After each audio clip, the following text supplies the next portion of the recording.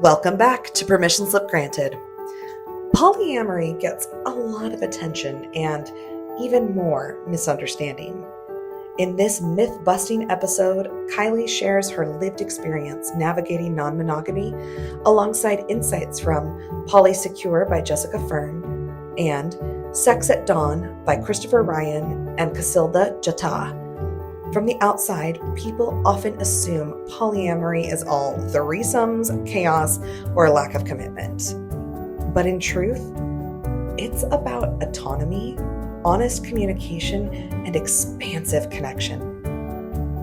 Together, we explore the myth that polyamory is just about sex and why that misses the mark, the biological and historical roots of monogamy as a social construct, how relationship constellations, aka polycules, actually work in real life, what emotional intimacy looks like when it's not limited to one person, why secure attachment is possible and essential in polyamorous relationships, and the freedom of choosing your own relationship structure and your people.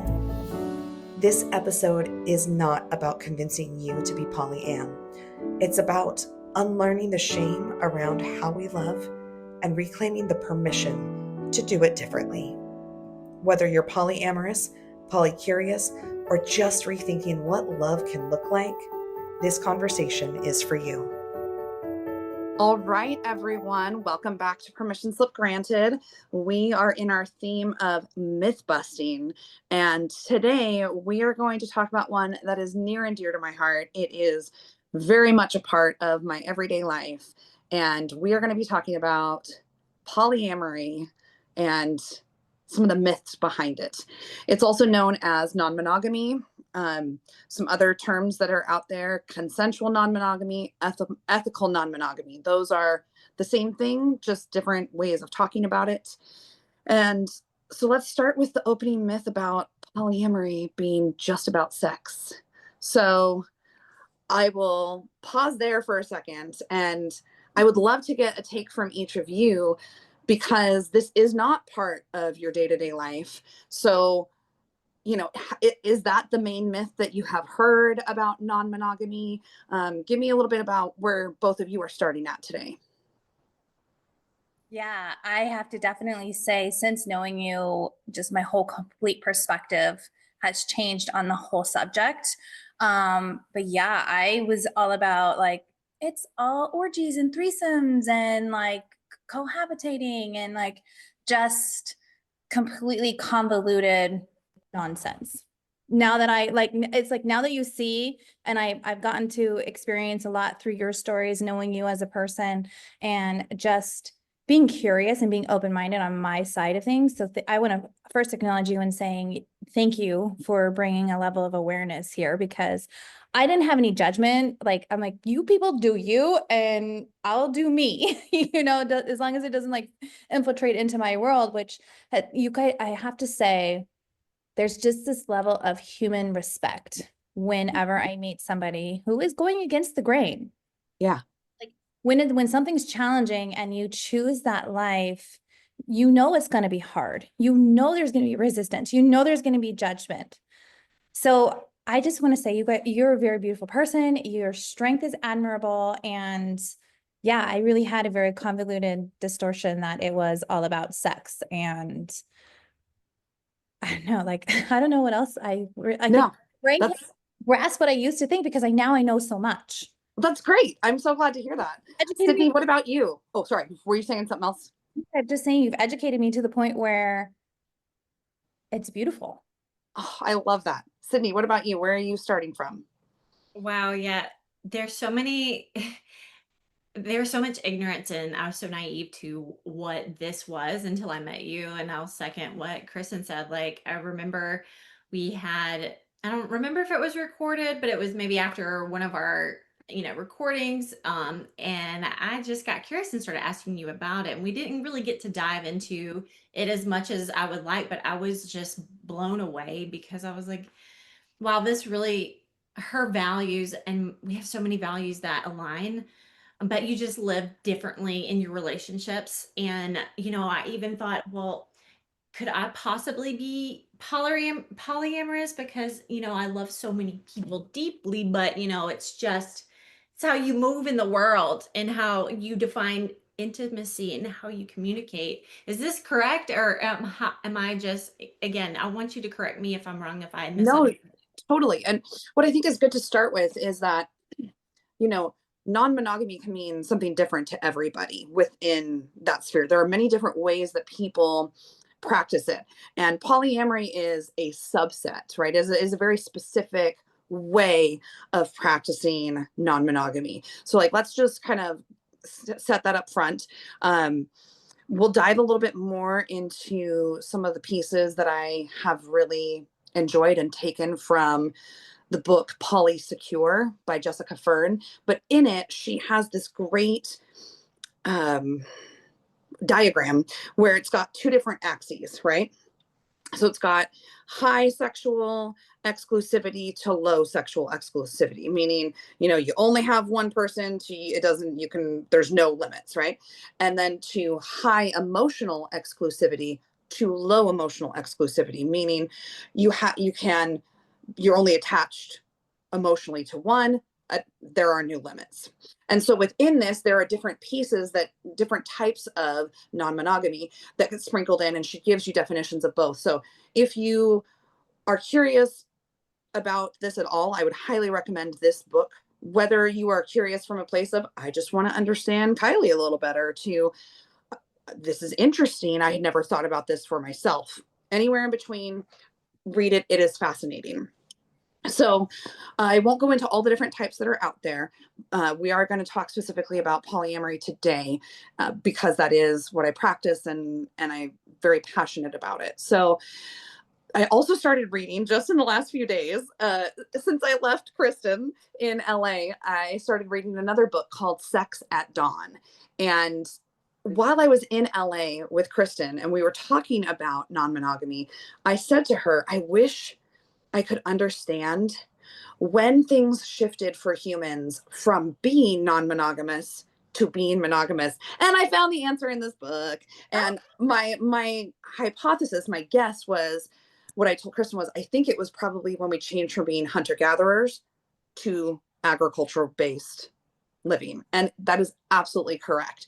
So monogamy is a relatively new concept when you look at the length that the earth has been in existence, right? I know 10,000 years doesn't seem like a brief period, but when you look at, the billions of years that the earth has been in existence, that is a really relatively new social construct. And so with the rise of agriculture, it introduced the idea of private property, of inheritance, and patriarchy actually really rose because of that.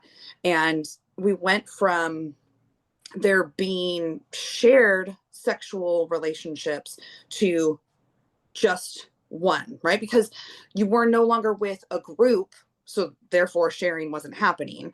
But then protection also of the group wasn't happening, right? And so these small pairings began to happen. So that was kind of where things shifted to monogamy becoming the default. I think that because what I find most interesting is I've heard it from people in my family. I've heard it from people online. This line that non-monogamy, polyamory, it doesn't work. And it's like, well, what context are you providing here? Because if you're simply talking about stability of relationship, monogamy doesn't necessarily work, right? Divorce rates are on the rise, but so is cheating. And so you see that we struggle biologically to maintain monogamy. If you look at other species that mate for life, they don't stray because it's within their biology. So there's this piece that we need to acknowledge, that evolutionarily speaking, this was what we were. If you want to choose to be with one person at a time, I love that for you. Go do that, right? But don't sit here and think that that is the only option. That is how we were made to be. And don't put shame on people who choose to engage in a different type of lifestyle. So I'm going to pause there and see if you guys have any questions so far. No, no, and I apologize if maybe I introduced the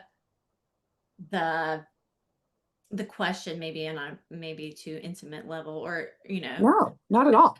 wanted to make sure. I was like, did I misread that or did I go too far? I think my questions um are, I know you're a bold person, and I love how much you share with us. And, you know, understanding another human being is so, that's intimacy for me. Yeah. And I think what makes, for what I understand, what makes monogamy so, uh, I don't know, me so psychotic on the, feeling on, on the after side is the lack, the heartbreak, the lack of it's no longer there. Mm. And so my fascination with polyamory is the fact that I've never been there, and there's so many definitions out there. So having and knowing someone who's open and can like clarify a message of, this is what I value, this is where I've gotten my answers, this is how I've come to it. Yeah. And you bring such a factual and it's just whole fresh perspective that I wish others that are willing to hear Yeah. do hear, or maybe penetrate the ears of others so we can better understand each other, and there would be less hate in this world. There Yeah. would be less judgment. And so Absolutely. I appreciate you having the courage to come on here and just, and with joy too. Um, so I'm just going to give you a question back, unless Yeah. you want to go, or No. Go ahead. Yeah. I mean, like, what's been your biggest challenge as, or misconception you think of being polyamorous? Like, what has been your, has there been a struggle, or what's been your biggest challenge facing the Yeah. world? So those are two different questions. I will answer both, because by and far the biggest struggle, I would say, is twofold: scheduling, right? Because if you can take a minute and imagine your own calendar, your own busy life, whether or not you have kids, whether or not you have a significant other, you have a job, you have all these other demands, right? Trying to make time for my various connections with my two boys, their extracurriculars, distance, right? My two main partners only live about 25-30 minutes away, depending on the traffic. That's not that far, right? But when you factor in my schedule, they both, they live together. They are a husband and wife, and they have a daughter. So they've got their own schedules. Getting things to line up to be able to see each other regularly is incredibly difficult, right? This is why you see more people moving toward communal living, where their entire polycule, which I'll define that in a second, can exist in more of a um, day-to-day life, right? Because then there isn't this, I have to go drive a half hour to see this person. Oh, wait, no, I'm seeing this person that night, right? And so a polycule, if you think about like a polygon, right? It's a multi-sided shape, right? A polycule, molecule, right? That's where these two things are coming from. So a polygon and a molecule, right? Because when you look at a molecule of chemicals, it's not always that every point connects to the other, right? Mm-hmm. So if we were to draw mine, and if I had a piece of paper, I would draw it right now. Maybe I'll put that in the show notes. But so we've got me, I'm connected to my two partners. One doesn't choose to date anybody else. The other is connected to another person that she dates, and that person is connected to another. So we've got this kind of elongated molecule of our relationships. But because of the way we choose to do relationships, we all know each other. We actually all are on a Discord server. We chat together. I've started spending time with my girlfriend's partner, right? And so names are so much easier when you're describing these things. But that person is so cool and was like, hey, let's hang out. And it's not from a, hey, let's build our own romantic relationship. but that might happen. I don't know. Right. It's just this flexibility to have relationships evolve in whatever way they want. There's no escalator, right? Because when you think about traditional romantic relationships, you meet, then you start dating exclusively, then you're moving in, then you're getting engaged, and then you're getting married and living the rest of your beautiful life happily ever after, right? There's this set expectations. And if that is what you want and what works for you, I love it. Like, go do that. But for some of us, that's not it, right? I'm in this place where, do I wish I had a significant other that I could live with, whether it's a romantic person or not? Yes. Because on the rough days when like my oldest and I are having a dust up, I would love if somebody could hold me as I'm crying and just remind me it's going to be okay. This is just a rough day. Talk through things, and then they can go away and I can sleep in my own bed, right? Like that's where I'm at, right? And I don't necessarily want to cohabitate with everyone in my polycule because we all have very different styles of doing life, of how we keep a house, right? So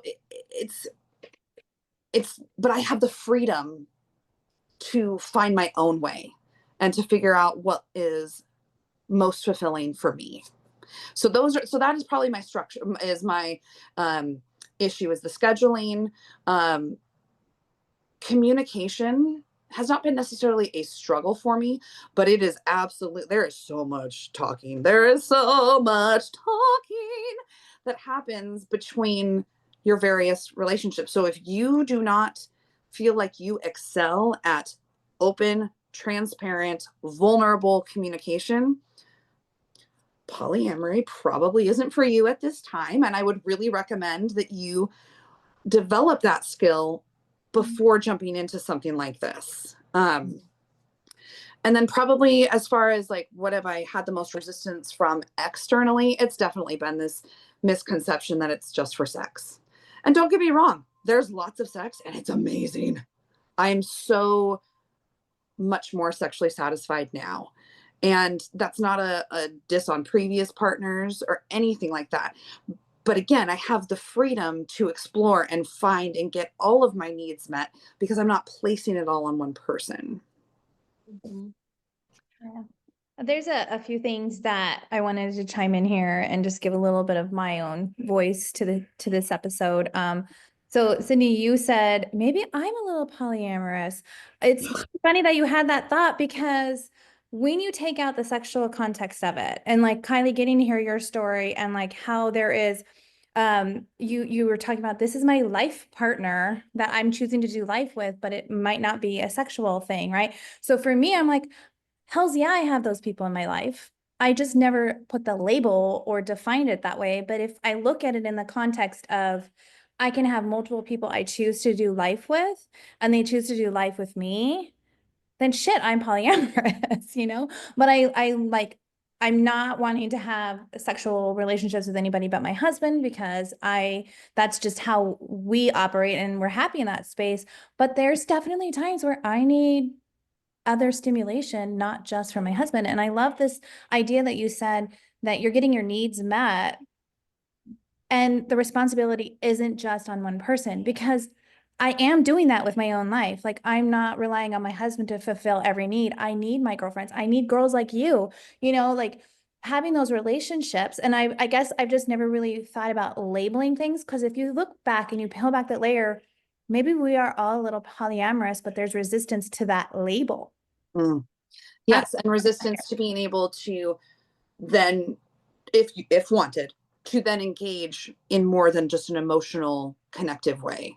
But I think it's important to talk about that because there are people in this world, and it is becoming more openly discussed and openly accepted, who are on the asexual realm, whether that is they absolutely have no sexual desire whatsoever, to they only prefer to engage sexually with themselves and not with a partner, to I like to be with a partner maybe like once or twice a year, right? Like, because again, this is a spectrum, right? But there's more openness about that they can absolutely be polyamorous and part of this equation. I just think that the majority of people who claim the word polyamory would also include that also has sexual relationships as well. But I laugh because I absolutely was this way when I was Mormon. I just only had one exclusive sexual connection with my husband at the time. But I've always had, I'm trying to think, like, as since I started my healing journey and coming home to myself, I have had minimum of 3 solid, emotional, deep, vulnerable connections that I did life with. And I can think of one specifically, and this is a friend of mine. Her name is Sky.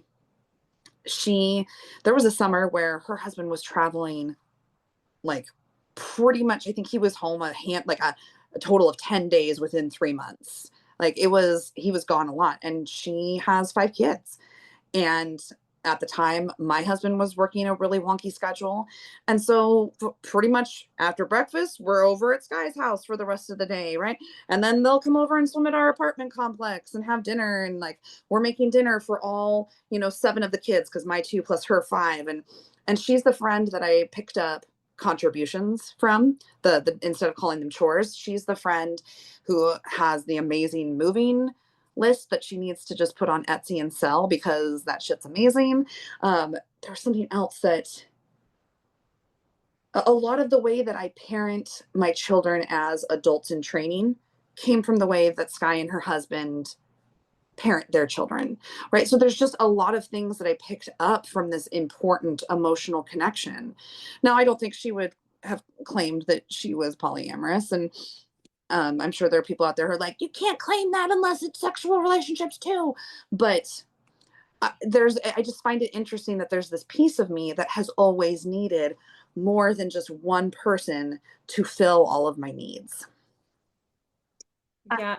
I I just love I love all this, but I want to say, yes, I agree with like the whole you can't claim this if you're not sexual, but can we like what's our permission slip today to Mm, people who want to claim that I just love humanity and I want to embrace that connection, because connection is what keeps us grounded in life.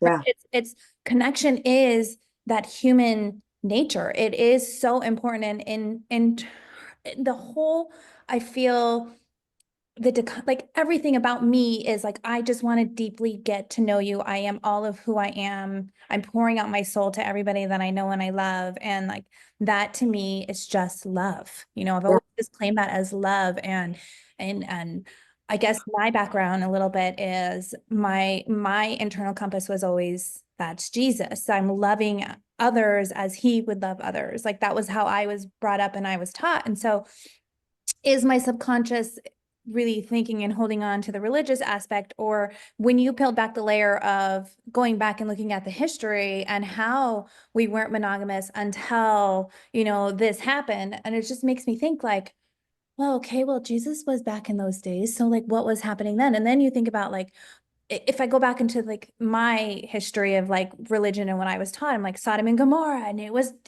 destroyed and destruction. This is no longer allowed, but it was happening, obviously. So for me, trying to change my perspective is literally, I think it's you've brought so much to the surface for me on a level of I'm still allowed to love everybody the way that I choose, and I will never place judgment on how people live their life. I love that. And to answer your question about permission slip, to be clear, I think anybody who wants to claim the word polyamorous can claim it. I just mean that there are some people out there, whether it's polyamory, whether it's Christianity, like there are very staunch literalists in pretty much every organization of people that is out there. So that is what I was referencing. Like I said, I realized that I was polyamorous even when I wasn't engaging in more than one sexual partner. So it's, to me, it doesn't seem like such a weird step to get to, that now I am choosing that still, and also having as many sexual connections as I want. And to be clear, that's not like I have 15 sexual partners at any given time, right? Because there is this term within the community called polysaturated, right? You get to a point where, because of scheduling, because of day-to-day life and all of the needs and that you have placed upon you, you can't take on more connections, right? And so that is a term sometimes that people will be like, oh, I love our vibe. I am polysaturated right now. Like, let's maybe chat in a year or two and see where things are, because there isn't as much fear placed on lifespan of relationships. There's this beautiful realization that some come and go. And of course, it's painful when a significant relationship ends. Don't get me wrong, I'm not being flippant here, but it's when the constraints are removed, it allows for relationships to be as they are. And it makes the longer lasting ones more intentional, because you really have to decide, okay, if I'm moving forward with this person to do life together, what does that look like? And prioritizing that connection within the way you set up the relationship. Because like you said, sometimes there are life partners who aren't sexual, right? They're still, though, going to prioritize the needs of their primary relationship. So you do find different forms of hierarchy within non-monogamy.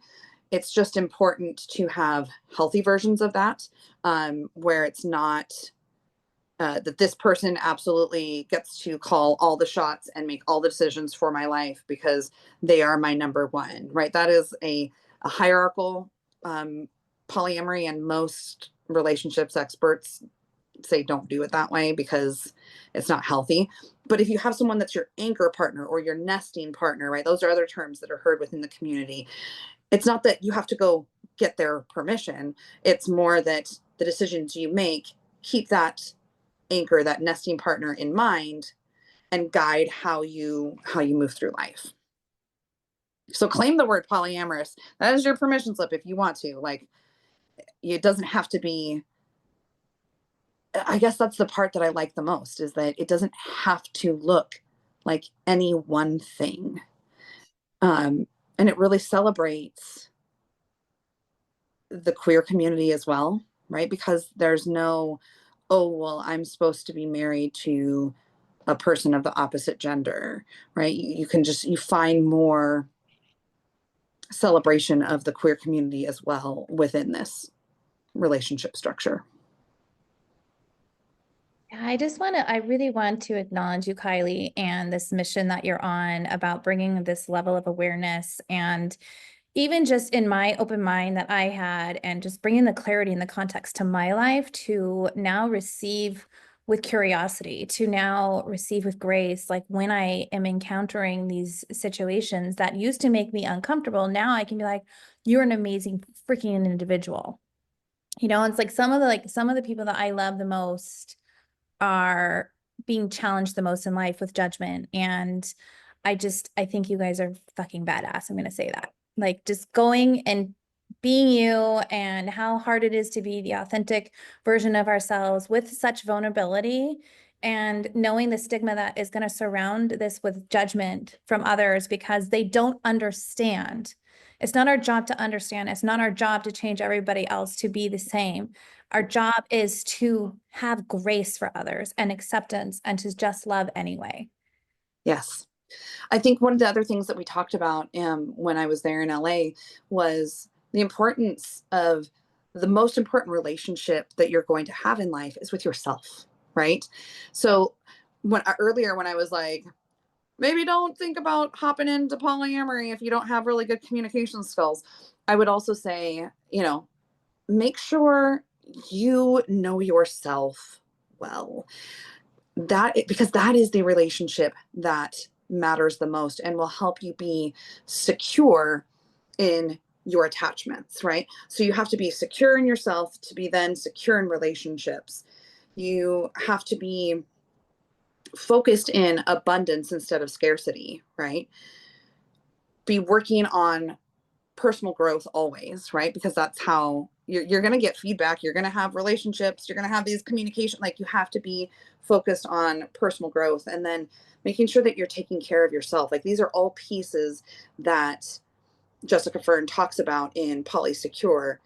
Because I guess that's another myth that is busted through her book, is that you can't have a secure attachment within polyamory because secure attachment is only with one person. But we see with kids that they have secure attachments to each parent. So like, come on, people, this is not true. But she does talk about, if you're diving into attachment theory, here are the pieces that are contradicted by polyamory. And so these are the pieces that you need to readjust if you are searching for secure attachments within that relationship structure. Sydney, you've been quiet. What you got before we wrap things up? I really don't think there's anything else for me to say. Like, I have, again, so much love and awe for you guys, and just, I mean, you took it away for Kristen. Like, you're so great at just wording things. I feel so secure in this group. Let me tell you, more so than like every time we talk, because I don't feel the need to be understood or to explain, and like that has been incredibly healing. And I like love that Kylie's over here giving us, trying to give an example of what it's like to be in her world and what it's like, even though, yeah, we can't fully understand, but have some, grace and like space for people, because like, I don't know about you guys, but part of this is why we started this, is to promote more freedom within ourselves, right? Yes. More freedom within the world, and where there's freedom, there's love. And or personally, that's just what I believe. And I'm appreciated. I am appreciative to and blessed to walk this journey with you guys, and just to spread awareness and have these conversations, no matter what it looks like or how it feels or uncomfortable it feels, maybe to our viewers or to others. Just, I'm glad that we're starting something that's really powerful. And thank you, Kristen, for like, seeing your growth and how we have just kind of unpacked spirituality and religion, and days where we struggled and days where, we're supporting each other and loving each other, just and respecting each other's differences. And I really think that this is just such a beautiful space. And I just, this is what I want to see more in the world. And so I love it. I want to piggyback on that, and I just want us to be that example, to allow space and permission that your group does not have to all be copy paste cookie cutter. We are also different in this dynamic, and in the podcast that we've created, walks of life are very different. We have very similar values, and I think that that's what keeps us connected. Mhm. And I think that that's what's important here. And that's what I would like to highlight is it doesn't matter if it's easier to connect when you're the same, but I also want to say that connection is invited when you allow it space to be authentic. And that's what I think we've created here. We've created a beautiful, authentic space of vulnerability and authenticity, which I think is why we work so well together. Absolutely. And I feel like when, kind of we're talking about this unrelated before we hit the record button, but the idea of survival mindset, right? So many people just kind of go through life and don't really evolve as humans. And there's no judgment there. Like, hey, if that's your journey in life, totally fine. I think that comes from finding people that are similar, right? When you find people that you can connect with deeply, that are not the exact same, that are not a carbon copy of you, they are going to encourage you to keep growing. You are going to encourage them to keep growing. And it just allows the collective to rise and evolve. And I think that is a key piece of what we love about our connection here, is the ability to get after that and to not stay stagnant. Yeah, I love that you said that. That was beautiful. Like when we step outside of ourselves for just a little bit, just for a little bit, Yeah. just open our hands to receive, maybe be a little bit curious. You know, you never know who's watching and who's inspired by that, who in Right. your group that is just like you, that wow, she's awesome. Maybe I love the way Karen's, the way she moves in the world, and she had the audacity to be different and hold space for someone I don't believe in, or I don't believe is, yada yada yada. Maybe I'll try that too. Right. All right, that's all. Done. Our Mic whole drop. point, we're giving you permission. Yes, exactly. Exactly. Okay, so let's wrap it up with some reflection prompts, and we've got a listener challenge. And as I read these out, I want to make sure, again, while yes, a majority of polyamorous people, it does include sex within love. Remember that love is not limited to sexual connections. Okay. So some prompts that we have for you. What were you taught about love, commitment, and monogamy growing up? No wrong answers there. Just think about that, journal on that. What feelings come up for you when you imagine loving or being loved non-exclusively? And don't judge yourself on what comes up there. We didn't really talk about the jealousy thing. We can talk about that another time. Where are you trying to fit your love into a structure that doesn't feel like yours? So those are some prompts for you to reflect on, and I will put those in the show notes as well. And then here is your listener challenge. And I'm going to challenge the three of us to do this as well, to map out your love constellation. So asking yourself, if I removed shame and expectation, what would my ideal relationship structure look like? And to then draw out your real, maybe for me, imagined for other people, relationship constellation. You can even do it for current, past, or what you aspire to have. Who supports you emotionally, romantically, physically? Where is love already flowing outside of that romantic box? And then feel free to share your photo and your thoughts using hashtag permission to be poly. And feel free to tag us with our Instagram account at permission slip granted. If you've been listening to this episode thinking, damn, I wish I had someone like that walking with me, then we've got good news. You do. Each of us hosts coaches clients just like you. Sydney supports people reclaiming their worth beyond performance and perfection. Kristen helps individuals unlock their true potential by building confidence and self-worth. And as for me, I'm Kylie, and I coach unconventional humans navigating the hard, beautiful work of becoming who they were always meant to be. You'll find links to connect with us, learn more, or apply to work together in our show notes. We'd love to meet you right where you are. Be sure to subscribe or follow, depending on your platform, so you never miss the permission slip you didn't know you needed.